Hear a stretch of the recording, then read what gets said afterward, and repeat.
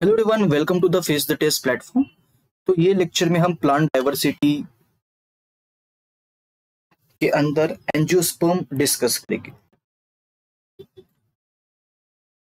तो अभी तक हमने अल्गी, ब्रायोफाइट, टेरिडोफाइट, जिम्नोस्पर्म देख लिया है। अभी लास्ट हम पढ़ेंगे एंजियोस्पर्म के बारे में। एंजियोस्पर्म वर्ड को अगर हम तोड़े तो एंजियन का मतलब है वेसल्स, ठीक है। तो जाइलम फ्लोएम वेसल जो है इनके अंदर मौजूद होंगे। इसके साथ साथ स्पर्मा का मीनिंग तो सभी को पता है, इसको हम बोलेंगे seed. Large group of flowering plant है ये, और ये वाइड रेंज ऑफ हैबिटेट्स में देखने को मिलेगा, ठीक। तो ऐसा कोई स्पेसिफिक कंडीशन नहीं है कि जिसके अंदर ये प्लांट्स का ग्रोथ रेस्ट्रिक्ट किया जाए, ऐसा नहीं है। ये अलग अलग हैबिटेट्स में आपको ग्रो किए देख सकते हैं, ठीक है। Angiosperms can range from microscopic to tiny, जिसका एग्जांपल है वुल्फिया, या फिर ये बहुत ही लार्ज हो सकते हैं, जिसका एग्जांपल है यूकैलिप्टस, और जो कि 100 मीटर से भी ज्यादा ऊपर तक ग्रो कर सकते हैं। ये फ्लावरिंग प्लांट्स है आपके, और स्पोरोफिल जो है इसके अंदर वो ऑर्गेनाइज किया जाएगा into flower. Main body type या फिर जो डोमिनेंट बॉडी टाइप जो है, जो ज्यादा समय तक आपको जनरेशन देखने को मिलता है इन the life cycle of angiosperm, वो किसका है? स्पोरोफाइट का। स्पोरोफाइट आपका डिप्लॉयड है, ऑटोट्रॉपिक है, मतलब वो फोटोसिंथेसाइज करके खाना खुद बना सकता है, और इंडिपेंडेंट है। अगर ये खाना खुद बना सकता है तो इसको जिंदा रहने के लिए किसी और की जरूरत नहीं है। लेकिन जो गैमेटोफाइट है वो हैप्लॉइड है, वो खुद से खाना नहीं बना सकता, तो उसको डिपेंड रहना पड़ेगा किसी दूसरे के ऊपर to get food and nutrition. तो गैमेटोफाइट किसके ऊपर डिपेंड करेगा? स्पोरोफाइट के ऊपर। जैसे आपका पैरासाइट होस्ट से ब्लड एंड न्यूट्रिएंट्स लेता है, वैसे हम बोल सकते हैं कि गैमेटोफाइट आपका पैरासाइट की तरह बिहेव कर रहा है, और किसके ऊपर वो पैरासिटाइज कर रहा है? On sporophyte. गैमेटोफाइट आपका रिड्यूस्ड होगा, पैरासाइटिक होगा, और कंसील्ड होगा, मतलब छुपा हुआ होगा या फिर हिडन होगा inside the sporophyte. Flower is the sex organ of flowering plant, ये आपको पता होना चाहिए। Pollen grains and ovules are developed in specialised structure called flower. Ovule जो है आगे जाके सीड बनाता है, और ओवरी जो है आगे जाके फ्रूट बनाएगा। ये आपको सिर्फ इतना याद रख लेना है। इन एंजियोस्पर्म सीड्स या फिर जो ओव्यूल्स है किसके अंदर बनेंगे? फ्रूट के अंदर। फ्रूट क्या होगा इसके अंदर? फिर ओवरी। तो ओवरी के अंदर ओव्यूल्स होगा, या फिर इसको हम ऐसा भी याद रख सकते हैं कि फ्रूट के अंदर सीड होगा। 2 क्लासेस हम पढ़ते हैं एंजियोस्पर्म्स के। तो ये क्लासेस जो है मैंने डिटेल में अगले स्लाइड में यहाँ पे दिया हुआ, इसके कैरेक्टरिस्टिक फीचर्स यहाँ पे मैंने लिखे हैं। मोनोकोटिलिडॉन्स के बारे में अगर हम देखें तो एक ही सिंगल कोटिलिडॉन देखने को मिलेगा सीड के अंदर। इनके जो प्लांट्स हो गए मोनोकॉट्स, उनके जो लीव्स से पैरेलल वेनेशन देखने को मिलेगा, एडवेंटिशियस रूट सिस्टम देखने को मिलेगा। तो ये इस तरीके के आपके रूट्स हो गए, ठीक है, फैले हुए। ब्रांच रेयरली ब्रांच स्ट्रीम देखने को मिलेगा, तो ब्रांचेस रेयरली देखने को मिलेगा ये प्लांट्स के अंदर, जिसका एग्जांपल है आपका सनफ्लावर। तो सनफ्लावर आपका एक ही आपका यूजुअली ब्रांच देखने को मिलता है इसका। वास्कुलर मोनोकॉट से ये तो आपको ये मीस के अंदर एक ही आपको ब्रांच देखने को मिलेगा। वास्कुलर बंडल्स कैसे? Conjoint, collateral and close type. Flower कैसे हो गए? ट्राइमरस। ट्राइमरस फ्लावर में 3 मेंबर्स होते हैं फ्लोरल वर्ल्ड्स के अंदर। तो आप ये गूगल सर्च करके भी देख सकते हैं कि ट्राइमरस फ्लावर क्या होता है, ठीक है। इसके अंदर ये इंपॉर्टेंट नहीं है, क्योंकि वो मॉर्फोलॉजी ऑफ फ्लावरिंग प्लांट्स के अंदर वो कंसेप्ट आता है। सेकेंडरी ग्रोथ जो है ये एब्सेंट होगा इसके अंदर, मतलब कैम्बियम इज एब्सेंट। लेकिन सेकेंडरी ग्रोथ प्रेजेंट भी हो सकता है इन फ्यू मोनोकॉट्स, तो एक्सेप्शन है इसके अंदर भी। एग्जांपल्स क्या क्या है? मेज और जवार, ठीक है, और इसके साइंटिफिक नेम भी आप याद रख सकते हैं। अभी हम डाइकोटिलिडॉन्स के बारे में बात करेंगे। तो इट इज कैरेक्टराइज्ड बाय 2 कोटिलिडॉन। तो सीड्स विल शो 2 कोटिलिडॉन्स, और लीव्स जो हो गए ये प्लांट्स के अंदर, तो डाइकोट्स प्लांट्स के अंदर जो लीव्स है वो रेटिकुलेट वेनेशन दिखाएगा। और टैप रूट जो है आपका इस तरीके से दिखेगा, टैप रूट। ठीक है। तो टैप रूट देखने को मिलता है डाइकोट्स के अंदर। ब्रांच स्टेम देखने को मिलेगा। वास्कुलर बंडल्स कैसे है, conjoint, collateral and open type. Flowers कैसे है इसके अंदर, टेट्रामेरस और पेंटामेरस फ्लावर, जिसके अंदर 4 और 5 मेंबर्स रिस्पेक्टिवली आपको देखने को मिलेगा in each floral whorl. Secondary growth is present, तो कैम्बियम इसके अंदर प्रेजेंट होगा। एग्जाम्पल्स क्या क्या है ये फ्लावर के, हेलियंथस एनस जो कि साइंटिफिक नेम है फॉर सनफ्लावर प्लांट, और आपका हिबिस्कस रोजा साइनेंसिस, ये आपका साइंटिफिक नेम है फॉर चाइना रोज। ठीक है, तो ये याद रखना है आपको। और मोनोकोट और डाइकोट सीड ऐसे दिखेगा, ये एक्स्ट्रा मैं इसके अंदर आपको बता दे रहा हूँ कि कैसे आपका मोनोकोट और डाइकोट प्लांट का सीड दिखता है। तो एक तरफ है बीन, तो डाइकोट सीड का एग्जांपल यहाँ पे बीन दिया हुआ है और मोनोकोट सीड का कॉर्न दिया हुआ है। तो राजमा आपने देखा होगा, तो राजमा या किडनी बीन जो है इस तरीके का स्ट्रक्चर होगा। ठीक है, बाहर से ब्राउन कलर का वो दिखेगा, डार्क ब्राउन कलर का। और यहाँ पे लेबलिंग किया है, तो ये पूरा एम्ब्रियो है। पहले तो कॉटिलीडॉन्स हम काउंट करते हैं, तो ये दो इस तरीके से अगर मैं इसको खोल रहा हूँ तो ये जो दो हिस्से हैं इसको मैं बोलूंगा कॉटिलीडॉन्स। ठीक है, तो डाइकोट के अंदर आपको, डाइकोट सीड के अंदर आपको दो कोटिलीडॉन्स देखने को मिलेंगे। वेराज अगर मैं स्वीट कॉर्न का अगर वो दाना देखूं तो इसके अंदर आपको सिर्फ एक ही देखने को मिलेगा कॉटिलीडॉन। बाकी के स्ट्रक्चर्स लेबल किए हैं, जैसे कि यहाँ पे एपिकोटाइल है, फिर उसके नीचे हाइपोकोटाइल है, और ये नीचे रेडिकल है। ठीक है, और बाहर की तरफ सीड कोट, और एंडोस्पर्म मोनोकॉट के अंदर दिखाया हुआ है। यहाँ पे एंडोस्पर्म यूज किया जाता है when your seed will germinate, और जो आपका बीबी प्लांट होगा वो ये एंडोस्पर्म को यूज करते हुए ग्रो करता है।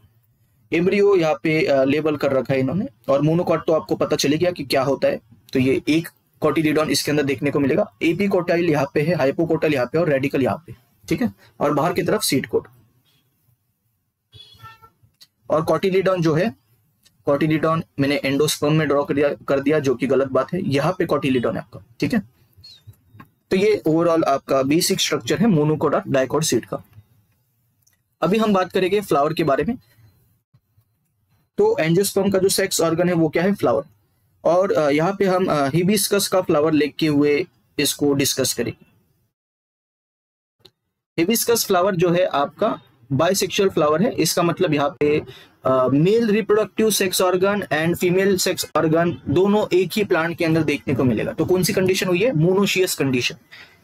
यहाँ पे अगर हम बात करें तो कुछ स्ट्रक्चर जो है वो एसेंशियल नहीं है रिप्रोडक्शन के लिए, जैसे कि सेपल हुआ। ठीक है, ये रिसेप्टिकल है यहाँ पे। तो ये स्ट्रक्चर जो है एज सच रिस्पॉन्सिबल नहीं है फॉर सेक्सुअल रिप्रोडक्शन। जो मेल और फीमेल रिप्रोडक्टिव स्ट्रक्चर से वो हमारे लिए इंपॉर्टेंट हो जाते हैं। तो मेल सेक्स ऑर्गन को हम यहाँ पे बोलेंगे स्टेमेन। स्टेमेन के अंदर क्या क्या आएगा, ये एंथर आएगा, और ये जो डंडी है इसको मैं बोलूंगा फिलामेंट। ठीक है, ये हुआ आपका मेल सेक्स ऑर्गन का पार्ट। और फीमेल सेक्स ऑर्गन का पार्ट जो है उसको हम बोलेंगे कार्पेल। कार्पेल के अंदर आएगा आपका स्टिग्मा, जिसके ऊपर एक स्टिकी सब्सटेंस होता है, जिसके वजह से जो आपका पोलन आएगा बाय विंड या फिर हनी भी लेके आया तो वो उसके ऊपर चिपक जाएगा। और फिर स्टिग्मा के ऊपर कुछ केमिकल सब्सटेंस वो रिलीज करता है, जिससे आपका जो पोलन है वो जर्मिनेट होगा, पोलन ट्यूब बनेगा। पोलन ट्यूब अल्टीमेटली ओवरी से गुजरते हुए ओव्यूल के अंदर एंटर करेगा, मेल गैमेट्स वहां पे रिलीज होगी और फर्टिलाइजेशन होगा। ठीक है, ये आपका स्टाइल है, और ये आपका ओवरी है। ओवरी के अंदर ये ओव्यूल्स आपको देखने को मिल रहे हैं बहुत सारे, और ये अट्रैक्टिव आपके पेटल्स है। पेटल्स अट्रैक्टिव इसलिए हो गए ताकि पॉलिनेशन हो सके, तो जो हनी बी से वो अट्रैक्ट किए जाएंगे टुवर्ड्स योर फ्लावर और पॉलिनेशन पॉसिबल हो सके। ठीक है, तो मेल और फीमेल सेक्स ऑर्गन के जो स्ट्रक्चर है ये हमने देख लिए। एंड्रोशियम का मतलब है मेल रिप्रोडक्टिव वल, और ये मेल रिप्रोडक्टिव वल का जो इंडिविजुअल यूनिट होगा उसको हम बोलेंगे स्टेमेन। अभी यहाँ पे आप देख सकते हैं, तो स्टेमेन तो बहुत सारे यहाँ पे, ये 1 है, 2 है, 3 है, 4 है, 5 है, 6 है, 6 स्टेमेन दिखा है मैंने। लेकिन एक स्टेमेन जो होगा वो क्या होगा, individual unit of male reproductive वल, और मेल रिप्रोडक्टिव वल को हम बोलेंगे एंड्रोशियम। ठीक है, तो डिफरेंस समझ में आना चाहिए आपको वर्ड्स के बीच में। यहां पे अगर हम बात करें तो ये स्ट्रक्चर हमने देखा एंथर का, एंथर ये होगा, और ये डंडी जो है ये फिलामेंट है। ठीक है, एंथर के अंदर आपको दो लोब्स देखने को मिलेंगे, ये फर्स्ट लोब, ये सेकंड लोब, तो बाइलोब्ड स्ट्रक्चर है ये। इसके अंदर आपको थीका चेंबर्स देखने को मिलेंगे इस तरीके से, और ये थीका चेंबर के अंदर आपको स्पोरेंजियम देखने को मिलेगी। स्पोरेंजियम टोटल कितने हैं, 4 स्पोरेंजिया देखने को मिलेगी आपको। तो हम बोलते हैं एंथर इज बाइलोब्ड क्योंकि 2 लोब्स है, डायथिकस क्योंकि हर एक लोब में 2 थीका है या चेंबर है जिसके अंदर स्पोरेंजियम है, और टोटल स्पोरेंजिया 4 है, तो इसको हम बोलेंगे टेट्रास्पोरेंजिएट। और इनका जो अरेंजमेंट होगा वो कैसा टाइप का होगा, टेट्रागोनल अरेंजमेंट होगा, जो हम अगले स्लाइड्स में डिस्कस करेंगे। ठीक है, ये एक इजी सा स्ट्रक्चर है। हालांकि ये जो है आपको sexual reproduction in flowering plants में पढ़ना होता है, लेकिन हम यहाँ पे डाइवर्सिटी पढ़ रहे हैं तो थोड़ा सा हम देख लेंगे। ठीक है, वरना ये किसका पार्ट है, ये पूरा sexual reproduction of flowering plants का।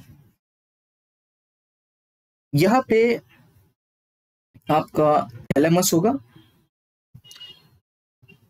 तो थैलेमस के नजदीक वाला जो एंड होगा उसको हम क्या बोलते हैं, प्रॉक्सिमल एंड, जो कि मैंने यहाँ पे रिप्रेजेंट किया है पी लेटर से, जस्ट फॉर योर अंडरस्टैंडिंग।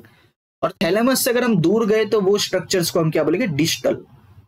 जैसे मैंने ये आपको हैंड का बताया था कि हैंड के बारे में अगर मैं बात करूं तो ह्यूमंस के अंदर हम कैसे समझते हैं, फॉर एग्जांपल ये मेरा हैंड है और इसका जो अटैचमेंट है ह्यूमरस का, तो जहां पे मेरा अटैचमेंट ऑफ लिम्ब है वो रीजन के नजदीक वाला जो पार्ट है उसको मैं प्रॉक्सिमल बोलूंगा। तो शोल्डर मेरा क्या हो जाएगा, या ह्यूमरस बोन जो है मेरा वो क्या हो जाएगा, प्रॉक्सिमल। और पॉइंट ऑफ अटैचमेंट से मैं जितना दूर जाऊं वो मेरा डिस्टल एंड हो जाएगा। तो एल्बो मेरा डिस्टल हो जाएगा, ये प्रॉक्सिमल हो जाएगा। अगर मैं एल्बो और फिंगर की बात करूं तो पॉइंट ऑफ अटैचमेंट के नजदीक कौन है, एल्बो, तो एल्बो प्रॉक्सिमल हो जाएगा इस केस में, और फिंगर डिस्टल हो जाएगा। ठीक है, तो यहाँ पे वैसे ही है कि थैलेमस के नजदीक जो होगा उसको मैं प्रॉक्सिमल बोल रहा हूँ, और इससे अगर कोई दूर गया तो उसको मैं डिस्टल बोलूंगा। तो एंथर आपके डिस्टली लोकेटेड है। ठीक है, ये आपको इस तरीके से याद रखना। टेट्रागोनल सिमेट्री मतलब ये इस तरीके का होगा अरेंजमेंट, क्लियर है? तो आप यूजुअली पढ़ते हैं ना केमिस्ट्री के अंदर कुछ इस तरीके से सिमेट्री, तो ये टेट्रागोनल सिमेट्री इस तरीके का आपको देखने को मिलेगा। इसमें microsporogenesis that is formation of microspores represent किया हुआ है। तो एक है आपका कैलोस वॉल, और अंदर गया तो इसको हम डिप्लॉयड न्यूक्लियस बोलेंगे। ये माइक्रोस्पोरोस साइट है आपका।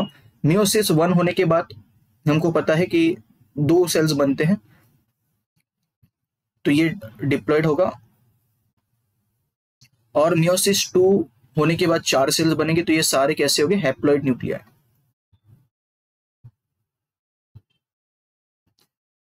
यहाँ पे ये और ये सारे हैप्लॉइड, लेकिन इनका जो अरेंजमेंट होगा वो इस तरीके से होगा, टेट्रागोनल अरेंजमेंट या टेट्राएड ये बनाएंगे।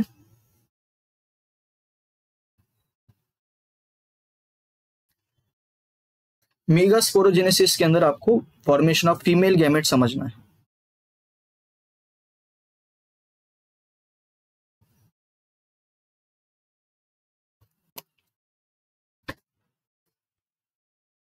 तो यहां पे ये न्यूसेलस होगा, न्यूसेलस के अंदर मेगास्पोर मदर सेल होगा जो कि डिप्लॉयड होगा। फिर मियोसिस से ये सेल, मियोसिस 1 मियोसिस 2 होने के बाद 4 सेल बनेंगे। चारों के चारों सेल कैसे हो गए, हैप्लॉइड, जिसको हम बोलते हैं मेगास्पोर्स। माइक्रोस्पोरोजेनेसिस में माइक्रोस्पोर बनते थे, यहाँ पे क्या बनेंगे, मेगास्पोर। और यहाँ पे खास बात यह है कि उसमें से 3 माइक्रोस्पोर जो है, सॉरी मेगास्पोर जो है वो डीजनरेट हो जाएगी, सिर्फ एक मेगास्पोर फंक्शनल होगा। फिर ये एक मेगास्पोर 3 माइटोटिक डिविजन्स दिखाएगा।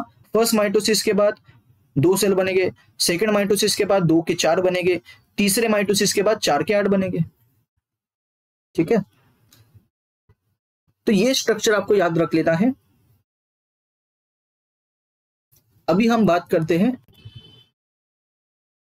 ओव्यूल के बारे में। उसके अंदर 2 एंड्स आपको पढ़ने हैं, एक है चलाजल एंड और दूसरा है माइक्रोपाइलर एंड। एम्ब्रियो सैक ये जो आपको देखने को मिल रहा है ये कैसा है, 7 सेल्ड 8 न्यूक्लिएटेड स्ट्रक्चर। अगर मैं पहले सेल काउंट करूं तो 1, 2, 3, 4, 5, 6, 7, और अगर न्यूक्लियस काउंट करूं तो ये 1, 2, 3, 4, 5, 6, 7, 8, 8 न्यूक्लियस है लेकिन 7 सेल्स है, क्योंकि ये एक ही सेल के अंदर टोटल 2 न्यूक्लियस है। तो embryo sac is 7 celled 8 nucleated structure, बहुत बार पूछा जाता है ये। ठीक है, तो ये याद रखना है पहले तो। फिर हम कुछ यहाँ पे रोल के बारे में बात करेंगे अलग अलग सेल्स के।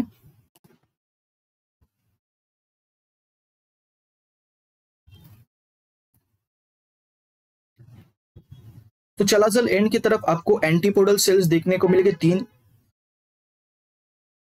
और ये एक बात यहाँ पे नोट डाउन कर लेना कि ये सारे हैप्लॉइड हो गए। क्यों? क्योंकि यहाँ पे हमने ऑलरेडी मेगास्पोर बना लिया था, ये हैप्लॉइड था, और हैप्लॉइड का अगर आप माइटोटिक डिवीजन करते हो तो वो भी हैप्लॉइड ही होगा। तो ये सारे सेल्स इसके अंदर कैसे हो गए, हैप्लॉइड। ठीक है, एंटीपोडल सेल्स हैप्लॉइड है। एंटीपोडल सेल का काम क्या है, टू प्रोवाइड नरिशमेंट टू एक सेल। बीच में सेकेंडरी न्यूक्लियस होगा क्योंकि 2 आपको उसके अंदर न्यूक्लियाई देखने को मिल रहे हैं, और इसको हम 2n नहीं लिखेंगे क्योंकि ये हैप्लॉइड है। तो इसको हम कैसे लिखेंगे, ये n होगा और ये n होगा और ये फ्यूज नहीं है, तो इसको हम बोलते हैं n+n। फिर माइक्रोपाइलर एंड की तरफ 2 सिनर्जिड सेल्स देखने को मिलेंगे और बीच में एग सेल देखने को मिलेगा। और सिनर्जिड सेल्स प्लस एग, इसको हम बोलते हैं एग एपरेटस। सिनर्जिड सेल्स का काम क्या होगा, to attract the pollen tube towards the embryo sac. तो जो स्टिग्मा पे जब आपका पोलन आएगा और जब वो पोलन जर्मिनेट करेगा तो पोलन ट्यूब वहां पे बनता है, और पोलन ट्यूब धीरे धीरे ओवरी के अंदर जाके, ओव्यूल के अंदर जाके आपका जो मेल गैमेट है वो रिलीज किया जाता है, और फिर आपका एग जो है फर्टिलाइज किया जाता है। लेकिन पोलन ट्यूब को कैसे पता चलेगा कि मुझे कहाँ पे जाना है, तो डायरेक्शन उसको कौन प्रोवाइड करेगा, सिनर्जिड सेल। ये कुछ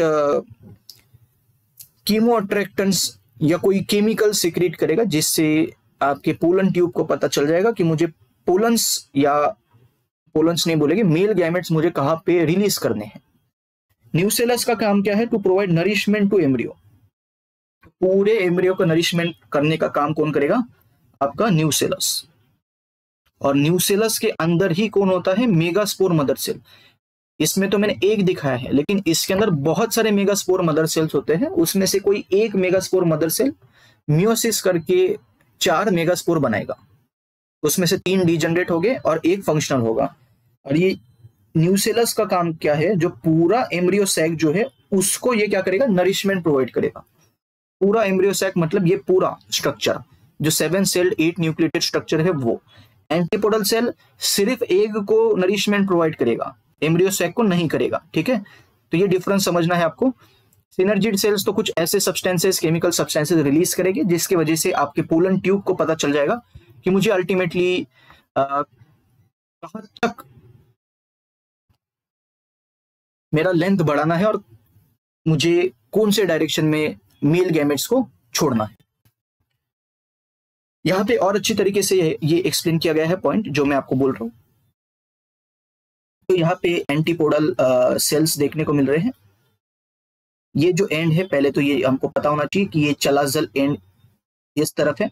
चलाजल एंड की तरफ आपका एंटीपोडल सेल्स हो गए, और दूसरा है आपका माइक्रोपाइलर एंड।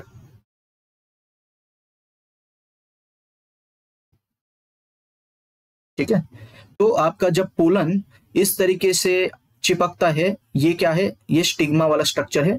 स्टिग्मा के ऊपर स्टिकी सब्सटेंस यूजुअली सिक्रीट किया जाता है, जिसकी वजह से जो पोलन अगर विंड से आ रहा है या हनी बी लेके आ रही है तो वो चिपक जाएगा। और ये कुछ सब्सटेंस सिक्रीट करता है जिसकी वजह से पहले तो ये चिपकेगा और उसके साथ साथ वो जो पोलन है वो जर्मिनेट करेगा। पोलन जर्मिनेट करने के बाद ये जो लंबा स्ट्रक्चर आपको देखने को मिल रहा है इसी को मैं क्या बोल रहा हूं, पोलन ट्यूब। अब ये पोलन ट्यूब कहां तक जानी चाहिए ये भी कंट्रोल्ड है। कैसे? आपका जो सिनर्जिड सेल है वो इंफॉर्मेशन देगा कि कहां तक मुझे पोलन ट्यूब को लंबा करवाना है। तो ये पोलन ट्यूब तब तक लंबा होते जाएगा, जो कि आप ये डायग्राम में देख सकते हैं। और अल्टीमेटली ये देखो आपकी एम्ब्रियो सैक के अंदर इसकी एंट्री हो रही है पोलन ट्यूब की। फिर जो दो मेल गैमेट्स बनते हैं, आपको भी इसके अंदर इतना डेप्थ में नहीं समझना है कि दो मेल गैमेट्स कहां से है, क्योंकि ये डाइवर्सिटी का पार्ट नहीं है, ये sexual reproduction in flowering parts का प्लांट है। अभी के लिए सिर्फ जितना इंपॉर्टेंट है मैं वो यहाँ पे बता रहा हूं आपको। तो दो मेल गैमेट्स बनते हैं यूजुअली। दो मेल गैमेट्स में से एक मेल गैमेट जो है किसके साथ फ्यूज करेगा? एग के साथ। एग के साथ एक मेल गैमेट फ्यूज करेगा तो ये क्या बन जाएगा? अभी n+n क्या हो जाएगा? मेल गैमेट्स कैसे हो गए? हैप्लॉइड। तो n+n डिप्लॉइड जाइगोट। और ये जो बीच में आपका जो सेकेंडरी न्यूक्लियस था कौन से कंडीशन में? n+n वाले। इसके साथ अगर मैं एक और n जोड़ दूं, क्योंकि दूसरा मेल गैमेट जाने वाला है सेकेंडरी न्यूक्लियस के पास टू फ्यूज, तो ये अभी कैसे बन जाएगा? ये अभी बन जाएगा ट्रिप्लॉइड कंडीशन में, ये फ्यूज कर जाएगी सारे, और ये आपका ट्रिप्लॉइड कंडीशन में एंडोस्पर्म देखने को मिलेगा। इसको ही हम प्राइमरी एंडोस्पर्म न्यूक्लियस भी बोलते हैं। फ्यूज होने के बाद प्राइमरी एंडोस्पर्म न्यूक्लियस, जिसको शॉर्ट फॉर्म से PEN भी लिखा जाता है। ठीक है, तो आप तो ये देख रहे हो कि पहले मैंने एग को फ्यूज किया by one of my male gamete, और दूसरा मेल गैमेट मैंने फ्यूज करवाया किसके साथ? सेकेंडरी न्यूक्लियस के साथ। तो फर्टिलाइजेशन कितने बार हुआ यहाँ पे? 2 बार। तो इसी के लिए मैं इसको भी बोलता हूं double fertilisation, which is observe in the case of angiosperm. इसके साथ साथ मैं इसको ट्रिपल फ्यूजन भी बोलता हूं। क्यों? क्योंकि पहले सेकेंडरी न्यूक्लियस n+n कंडीशन में था, उसके बाद जब एक मेल गैमेट उसके ऊपर आता है और वो फ्यूज या फिर उसके साथ वो फर्टिलाइज करता है, तो मेरा बनता है प्राइमरी एंडोस्पर्म न्यूक्लियस या फिर एंडोस्पर्म जो कि ट्रिप्लॉइड है। तो मैं इसको ट्रिपल फ्यूजन भी बोल सकता हूं। क्लियर है दोनों पॉइंट्स? तो यहाँ पे वही लिखा है कि first male gamete fuse with egg cell present towards micropylar and to form diploid zygote. Fusion of male and female gametes is refer to a syngamy. ये प्रोसेस को हम सिनगैमी भी बोलते हैं। ये तो बहुत बार हमने यूज किया हुआ term. This is also refer to a generative fertilisation, क्योंकि ये जो मेल गैमेट्स है वो किससे बनेंगे? अभी के लिए सिर्फ इतना याद रख लो कि एक जनरेटिव सेल होता है, एक वेजिटेटिव सेल होता है। जब जनरेटिव सेल डिवाइड करता है माइटोसिस से, तो 2 मेल गैमेट्स बनते हैं। तो जनरेटिव सेल के ही फ्यूचर सेल्स इन्वॉल्व है इन फर्टिलाइजेशन, तो इसको हम बोलते हैं जनरेटिव फर्टिलाइजेशन। एक सेल होता है वेजिटेटिव सेल। वेजिटेटिव सेल किसके अंदर रिस्पॉन्सिबल होता है? पोलन ट्यूब बनाने के लिए।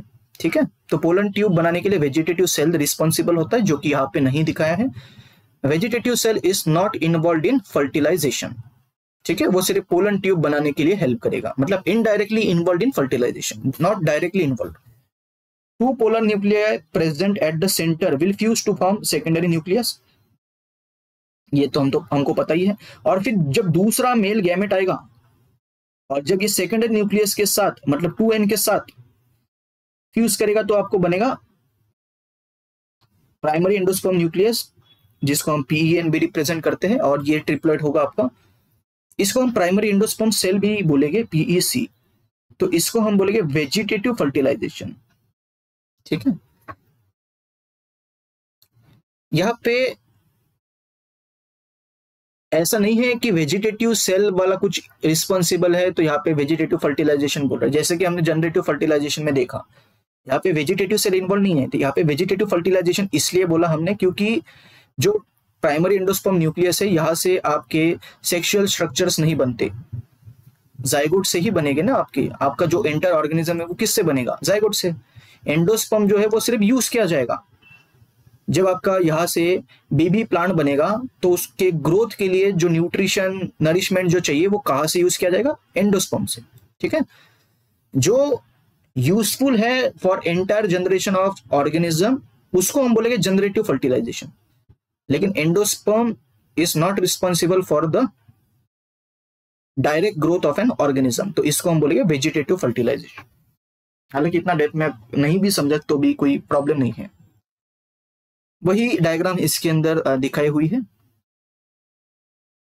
ठीक है, बाकी तो कुछ भी नहीं है। एक बात और इसके अंदर एक हम समझ सकते हैं कि जब भी पोलन ट्यूब एंटर करेगा तो एक सिनर्जिड जो है वो डैमेज हो जाता है। ठीक है, वन सिनर्जिड गेट्स डैमेज, ये आप याद रख सकते हैं एक्स्ट्रा पॉइंट। हालांकि again sexual reproduction in flowering plants के अंदर ही आपको समझना होता ही है।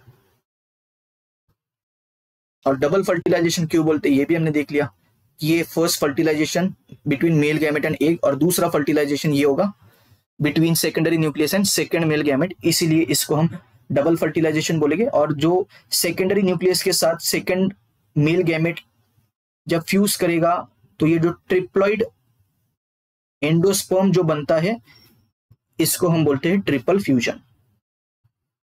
क्लियर है? तो ठीक है, इकोनॉमिक इंपॉर्टेंस अगर हम देखें तो क्या क्या है, angiosperms can be used in food, beverage, spices, medicines, timber, fibres etcetera. और इसके अंदर जो लाइफ साइकिल है वो आपको डिप्लॉन्टिक देखने को मिलेगी। जैसे कि फर्स्ट स्लाइड में मैंने आपको बताया था कि sporophyte stage which is diploid, autotrophic and independent and dominant, ये ज्यादा आपको देखने को मिलेगी in the life cycle of angiosperm, मतलब ज्यादा समय तक।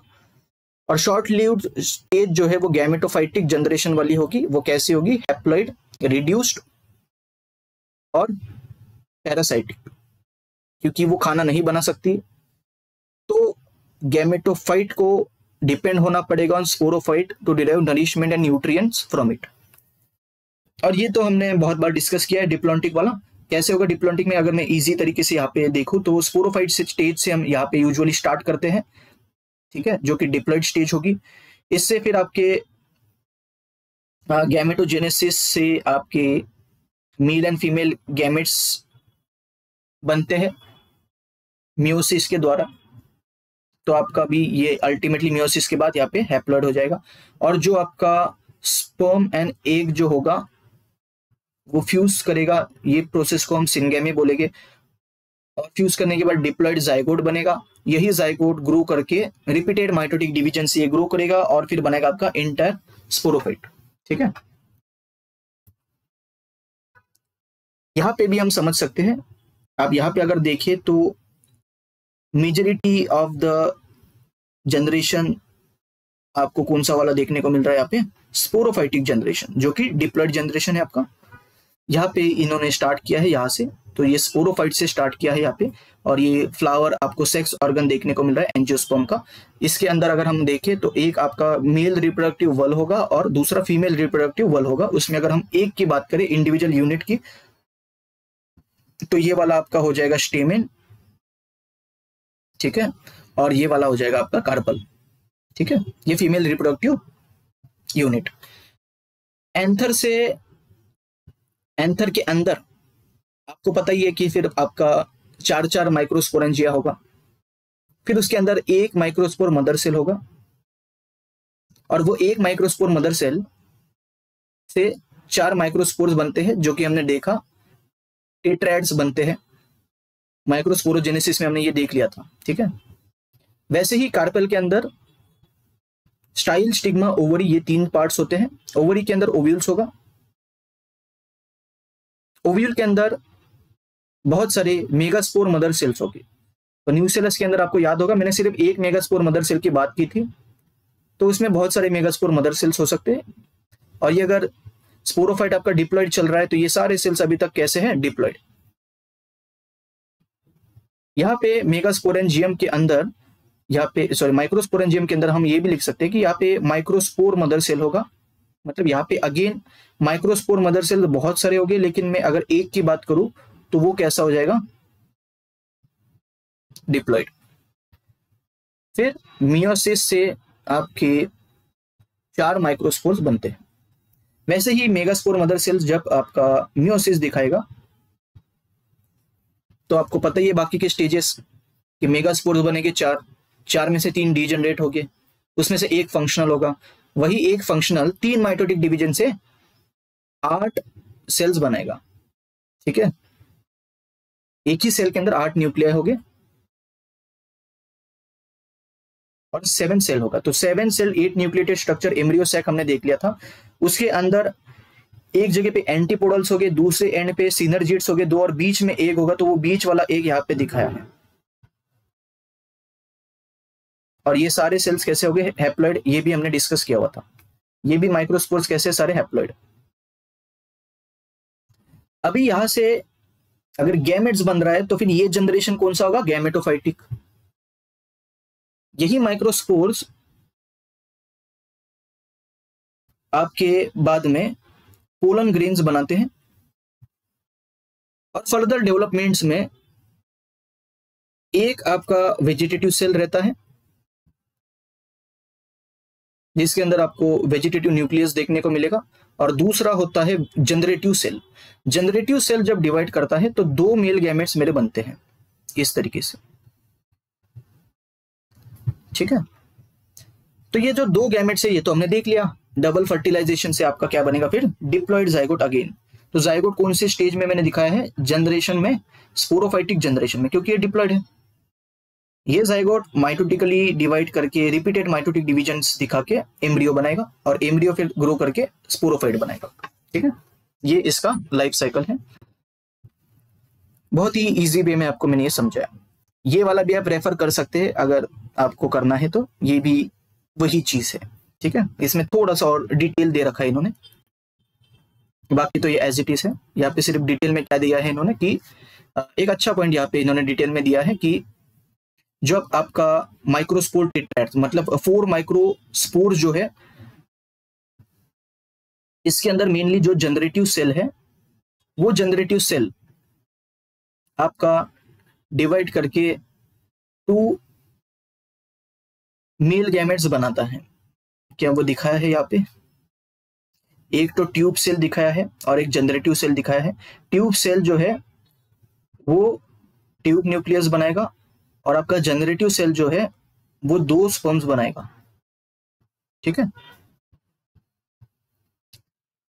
Tube cell, tube nucleus forms pollen tube, और आपका जो जनरेटिव सेल है वो डिवाइड करके 2 स्पर्म्स बनाएगा, और ये हैप्लॉइड होगा। क्लियर है तक? बाकी का तो आप पिछला वाला रेफर कर सकते हैं, और ये अगर आपको अट्रैक्टिव लगता होगा तो ये भी आप रेफर कर सकते हैं जस्ट टू मेक नोट्स। ठीक है, ये हमने देखा एंजियोस्पर्म्स के बारे में। इतना ही आपको पढ़ना है एंजियोस्पर्म के बारे में, क्योंकि हम ये डायवर्सिटी पढ़ रहे हैं, तो बहुत ज्यादा भी इन डेप्थ आपको पढ़ने की जरूरत नहीं है, क्योंकि एग्जाम ओरिएंटेड चीजें ही आपको डायवर्सिटी से पढ़नी है, वरना इसके अंदर हजारों मेंबर्स हो गए, हजारों एग्जाम्पल्स हो गए, वहां से क्वेश्चन नहीं आता है। ठीक है, तो ये इस तरीके से आप याद रख सकते हैं। और डायवर्सिटी में मैंने ये बहुत बार बताया है कि अगर आप कैरेक्टरिस्टिक फीचर को चार्ट पे अगर आप लिखोगे, including all characteristic features without forgetting any of the points, तो वो मोर देन इनफ होगा, और वो इजी भी होगा याद रखने के लिए। तो एक पैटर्न बना ले इसके अंदर, for example habitat, sporophyte dominant है या कौन सा डोमिनेंट है, तो वो वही ऑर्डर आपको फॉलो करना। अगर आप जंबल करोगे कि इसका मैं पहला पॉइंट हैबिटेट का याद रखूंगा, इसका पहला पॉइंट मैं गैमेटोफाइट का याद रखूंगा, तो फिर जंबल हो जाएगा। ठीक है, तो एक ऑर्डर आपको याद कर लेना है कि पहला पॉइंट में हैबिटेट का ही लिखूंगा, दूसरा पॉइंट में कौन सा डोमिनेंट है वही लिखूंगा, तीसरा में एग्जाम्पल के बारे में लिखूंगा। तो ये इस तरीके का अगर आप याद रखते हो तो फिर ये आपका आसानी से याद हो जाएगा। ठीक है, और डायवर्सिटी के अंदर ऐसा ज्यादा कुछ कंसेप्ट्स इन्वॉल्व नहीं है, इसलिए जो है इसमें एक्सप्लेनेशन भी आपका नेग्लिजिबल होगा to explain this particular things. और यहाँ पे अगेन ये वर्थ नहीं है कि ये पूरी थ्योरी जो है मैं ये पेन टैबलेट से लिखूं, क्योंकि इसमें टाइम वेस्ट आपका भी होगा, मेरा भी होगा, क्योंकि अनफॉर्चुनेटली ये आपको सिर्फ मेमोराइज ही करना है, इसके अंदर there are no concepts involve. ठीक है, इसलिए डाइवर्सिटी जो है बहुत सारे बच्चों को बोरिंग लगता है, लेकिन कुछ कर नहीं सकते आप। ये आपको अगर ये सिलेबस में दिया है तो मैं ये पढ़ा रहा हूँ आपको। ठीक है, तो आई होप ये लेक्चर आपके लिए हेल्पफुल रहा होगा। So see you in the next lecture. Thanks for watching.